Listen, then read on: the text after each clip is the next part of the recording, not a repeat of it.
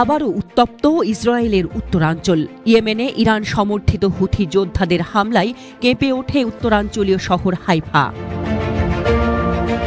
বুধবার স্থানীয় সময় ভোরে হাইফা ও গালিল সাগরের আশেপাশে ইসরায়েলি টার্গেটে মিসাইল হামলা চালায় হুথিরা।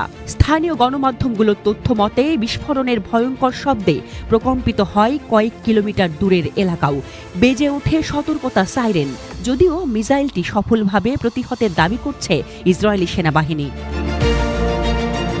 এদিকে হুথিদের ওপর 1 মাস ধরে চলে আসা মার্কিন বিমান হামলাও থেমে নেই।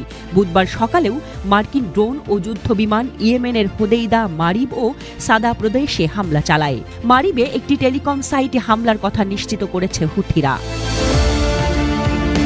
যুক্তরাষ্ট্রের তরফে এই হামলা সম্পর্কে এখনও আনুষ্ঠানিক বক্তব্য আসেনি, তবে স্পষ্টভাবে বোঝা যাচ্ছে লোহিত সাগরে বাণিজ্যিক রুটে হুথিদের ধারাবাহিক আক্রমণ এবং ইসরায়েলকে লক্ষ্য করে হুমকির জবাবেই এই অভিযান চালানো হচ্ছে।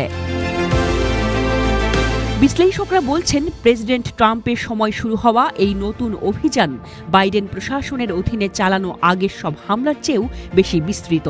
এদিকে গাজায় মানবিক সহায়তা পৌঁছাতে ইসরায়েলি কর্তৃপক্ষ যতদিন বাধা দেবে এবং নিরীহ গাজাবাসীর ওপর নৃশংসতা বন্ধ না করবে, ততদিন এই ইসরায়েলের বিরুদ্ধে তাদের অভিযান অব্যাহত থাকবে বলে স্পষ্ট জানিয়ে দিয়েছে হুথিরা।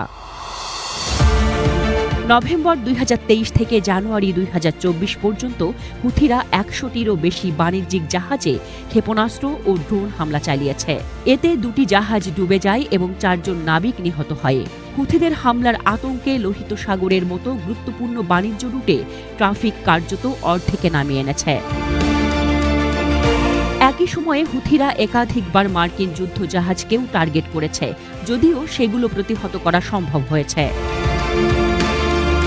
তবে 1 মাসের বেশি সময় ধরে চলা এই মার্কিন অভিযানে এখনো পর্যন্ত কতজন নিহত বা কি অবকাঠামো ধ্বংস হয়েছে সে বিষয়ে পরিষ্কার তথ্য প্রকাশ করেনি মার্কিন সেনাবাহিনী। হুথিরাও হামলার এলাকা নিয়ন্ত্রণে রেখে পুরো তথ্য প্রকাশ করছে না। তবে সবচেয়ে প্রাণঘাতী হামলাটি হয় গত সপ্তাহে ইয়েমেনের রস ইসা জ্বালানি বন্দরে। এতে 74 জন নিহত ও 171 জন আহত হন। এই মুহূর্তে ইয়েমেন, লোহিত সাগর ও ইসরায়েল ঘিরে মধ্যপ্রাচ্য যেন এক উত্তপ্ত স্নায়ুযুদ্ধে পরিণত হয়েছে, যার প্রতিটি পর্বেই বাড়ছে সংঘাতের ঝুঁকি।